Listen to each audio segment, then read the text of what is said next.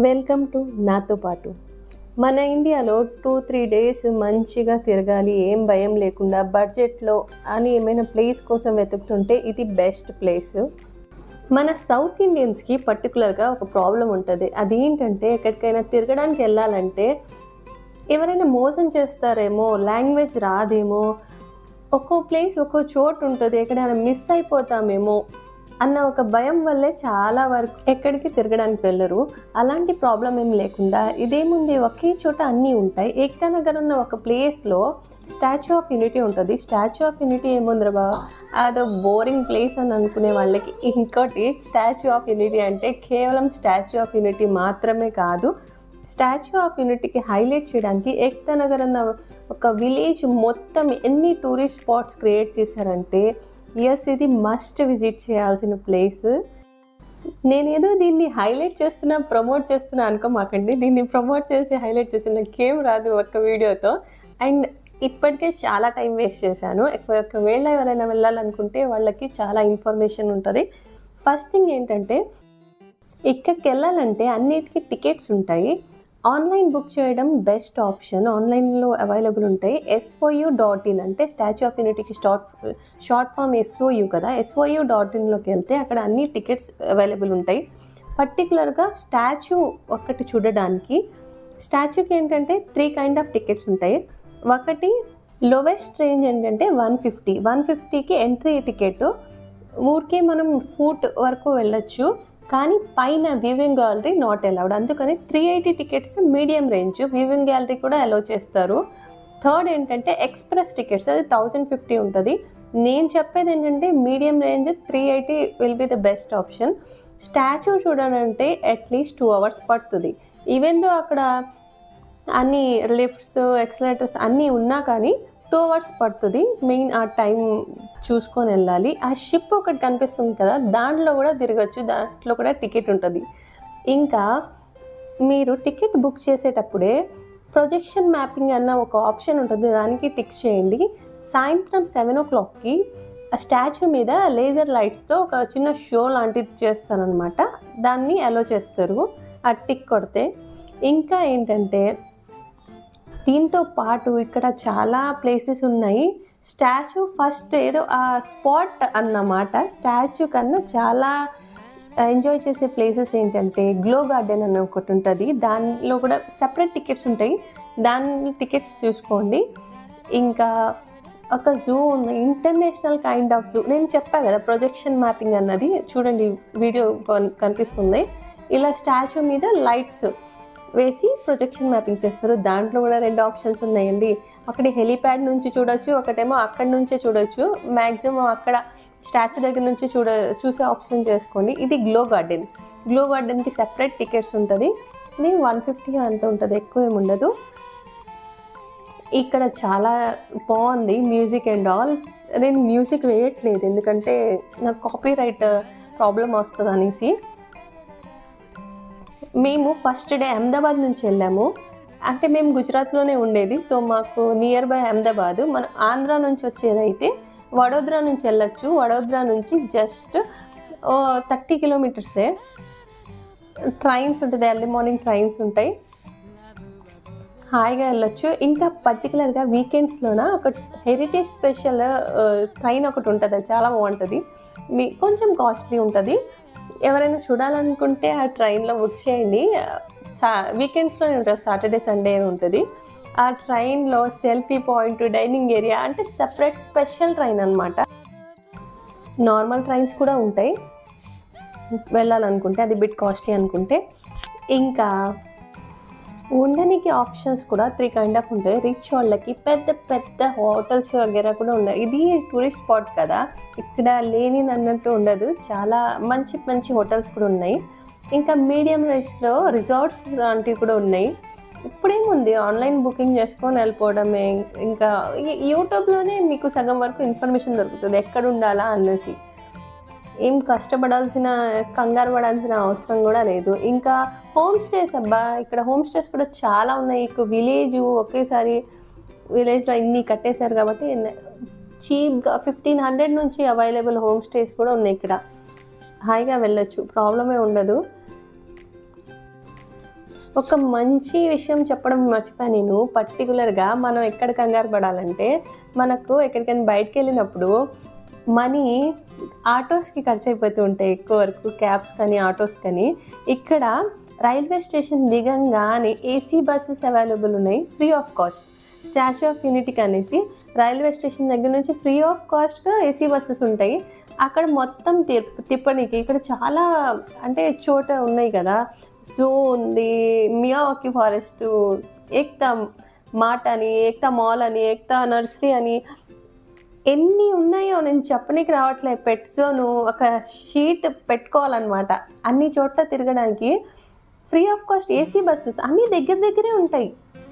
ఇక్కడ చెప్పా కదా, ఇంటర్నేషనల్ కైండ్ ఆఫ్ జూ. అబ్బా, ఇంత ఈ లెవెల్లో జూ మన ఇండియాలో అవైలబుల్ ఉందని నాకు తెలీదు. చూసారా, స్టాచ్యూ ఆఫ్ యూనిటీ అనగానే ఏదో బోరింగ్ ప్లేస్, అక్కడికి ఏమి వెళ్తాంలే అని ఇన్ని రోజులు వెళ్ళకుండా ఉన్న వాళ్ళకి తెలుస్తుంది ఎంత కాస్ట్లీ, అంత మనీ పెట్టి ఇండియన్ గవర్నమెంట్ ఒక స్టాచ్యూ కట్టిందంటే మనుషులు వెళ్ళకపోతే కుదరదు కదా. సో మనుషుల్ని అట్రాక్ట్ చేయడానికి ఇక్కడ ఎన్ని ప్రొవైడ్ చేస్తారో, ఎన్ని టూరిస్ట్ స్పాట్స్ పెట్టారో చూసారా. హిప్పోస్, జిరాఫీస్, జీబ్రాస్, అనకొండాలు ఎన్ని ఉన్నాయబ్బా. నేను మొత్తం పెట్టలేను కదా ఈ వీడియోస్లో, అన్నీ పెడితే చాలా లెందీ అయిపోద్ది వీడియో. చూసారా, జూ అనగానే ఏదో కేజెస్లో జంతువుల్ని కట్టేసి ఉంటారు, గలీజ్గా ఉంటారు అనుకునేదానికి ఒక కొండ అబ్బా. కొండ పైన ఆ వీడియోలో చూడండి, కొండ పైన వైట్ జింకలు వెళ్తుంటాయి, కింద కూడా వెళ్తున్నాయి కొన్ని, చూసారా. లైక్ కొండలు కూడా ఉన్నాయి జూలో. అంటే ఎంత ప్లేస్ తీసుకొని కట్టారో చూడండి. మేము వెళ్ళిన ఫస్ట్ డే మేము వెళ్ళేటప్పటికే 12 o'clock అయింది. మేము రూమ్కి వెళ్ళి ఫ్రెష్ అప్ అయ్యి లంచ్ చేసి బయలుదేరి ఫస్ట్ మేము స్టాచ్యూ చూసేసాం. స్టాచ్యూ చూసినాక ప్రొజెక్షన్ మ్యాపింగ్ ఉంటుంది, అది చూసుకున్నాం. దాని తర్వాత గ్లో గార్డెన్, యూనిటీ గ్లో గార్డెన్కి వెళ్ళాం. ఈ 3 చూసుకొని మరి రూమ్కి వచ్చేసాం. సెకండ్ డే ఎర్లీ మార్నింగ్ మనం ఫస్ట్ జూకి వెళ్ళాం, ఎందుకంటే మార్నింగ్ పూట జంతువులన్నీ బయటకు వచ్చి ఉంటాయి, కొంచెం ఎండ రాగానే అవి కొంచెం షేడెడ్ ఏరియాలో వెళ్ళిపోవచ్చు అనేసి ఫస్ట్ మేము జూకి వెళ్ళాం. జూ తర్వాత జూ ఆపోజిట్లోనే పెట్ జోన్ ఉంటుంది, కానీ పెట్ జోన్ ఏంటంటే 1 o'clock to 3 o'clock కట్టేస్తారు. సో అది కట్టేస్తుంది కాబట్టి మేము నెక్స్ట్ ఫ్లవర్ వ్యాలీకి వెళ్ళాం. ఫ్లవర్ వ్యాలీకి వెళ్ళి ఆ తర్వాత మేజ్ గార్డెన్కి వెళ్ళి ఆ తర్వాత మళ్ళీ పెట్ జోన్కి వచ్చాం. ఇవన్నీ ఏంటంటే ఒక్క చోటే ఉంటాయి, పక్కనే ఉంటాయి, దగ్గరలోనే ఉంటాయి. కొంచెం దూరమైన ఏసీ బస్సెస్ అవైలబుల్ ఉంటాయి, ప్రతి దానికి ఒక స్టాప్ ఉంటుంది. ఎవ్రీ 15 minute బస్సెస్ వస్తూనే ఉంటాయి ఫ్రీ ఆఫ్ కాస్ట్. జూ లోపల తిరగడానికి కూడా ఫ్రీ ఆఫ్ కాస్ట్ కార్స్ లాంటివి ఉంటాయి, ఏం నడుచుకొని తిరగనక్కర్లేదు. ఇంకా ముసలిళ్ళు ఉంటే వీల్ చైర్స్ అవైలబుల్ ఉంటాయి, చిన్నపిల్లలు ఉంటే ట్రాలీస్ లాంటివి అవైలబుల్ ఉంటాయి. స్టాచ్యూ ఆఫ్ యూనిటీలో అయితే ఇవి మేము చూసాము, జూలో కూడా ఉన్నాయి అనుకుంటా. చూసారా, ఇది వ్యాలీ ఆఫ్ ఫ్లవర్స్, ఇక్కడ రకరకాల ఫ్లవర్స్ ఉన్నాయి. మ్యాక్సిమం మీరు ఏం చేయాలంటే ఈ ఫ్లవర్ వ్యాలీ కూడాను సాయంత్రం పూట 5 o'clock తర్వాత పెట్టుకున్నా ఆర్ మార్నింగ్ ఎర్లీ మార్నింగ్ పెట్టుకున్నా బాగుంటుంది. ఇది ఫ్రీ ఆఫ్ కాస్ట్, దీనికి ఫ్లవర్ వ్యాలీకి వేరేగా సెపరేట్ టికెట్ అక్కర్లేదు. ఫ్లవర్ వ్యాలీ చూసుకొని మనం మేజ్ గార్డెన్కి వెళ్ళాము. మన ఇండియాలో మేజ్ గార్డెన్ ఒకటి ఉందని కూడా నాకు తెలియదు ముందు. మేజ్ గార్డెన్ కాన్సెప్ట్ ఏంటంటే ఇది ఒక పెద్ద గేమ్ లాంటిది. ఫారిన్ మూవీస్లో చూస్తూనే ఉంటాం, కార్టూన్లో చూసాం కదా ఇలాంటి మేజ్ గార్డెన్ ఉంటుంది. మనం ఎటు వెళ్తున్నామో తెలీదు, దీంట్లో వెళ్ళామంటే కరెక్ట్గా మనకు ఎటు నుంచి వచ్చామా ఎటు వెళ్ళామా అర్థం కాదు. కానీ దీనికి ఇది సాల్వ్ చేయాలంటే అట్లీస్ట్ 2-3 hours పడుతుంది. అందుకని మేము చీట్ చేసేసాం. అక్కడ ఒక ప్లేస్ ఉంటుంది, దాని స్టెప్స్ ఉంటాయి, అక్కడ పైనుంచి మనం చూసేసాం ఎలా వెళ్ళాలో అని చీట్ చేసి మనం తొందరగా వెళ్ళిపోయామన్నమాట. ఇదే పెట్ జోన్. పెట్ జోన్ అనగానే ఏ చిన్న మతలబ్ కోడ్లు పిల్లు ఉంటాయేమో అనుకున్నాం, కానీ పెట్ జోన్ చాలా బాగుందబ్బా. చిన్నపిల్లలు అయితే చాలా ఎంజాయ్ చేశారు. దీని పేరు లాంబా అంట. మనం లోపల ఉన్నాం, లోపల నుంచి ఎవరో గేట్ కట్టేశారు. అసలు ఎంత భయం వేసిందో మనకైతే. నేను ఈ వీడియోలో సౌండ్స్ పెట్టలేదు, లేకపోతే అరుపులే మనకు. చూసారా, ఎవరో బయట నుంచి కట్టేశారు. ఇది ఇంత హైట్గా ఉంది, అది లోపల తిరుగుతూ ఉంది, ఎక్కడ కొడుతుందో అనుకున్నాం. ఫస్ట్ నేను ఒకటే అడిగా, దీని పేరేంటబ్బా, ఇది కొడుతుందా అనేసి. చాలా క్యూట్గా ఉంది అది కూడాను, కానీ అన్నోన్ కదా, లాంబా అంటదని పేరు. మేకల చాలా క్యూట్గా ఉంది. చూసారా ఎలా మనల్ని చూసి అది ఎంత ఫ్రెండ్లీగా మన వైపుకి వస్తుందో. ఇక్కడ కూడా చాలా ఉన్నాయి, ర్యాకూన్స్ ఉన్నాయి ఇక్కడ పెట్ జోన్లో కూడాను. పెట్ జోన్ కాన్సెప్ట్ ఏంటంటే మనం ఫీడ్ చేయొచ్చు వాళ్ళని చేత్తో.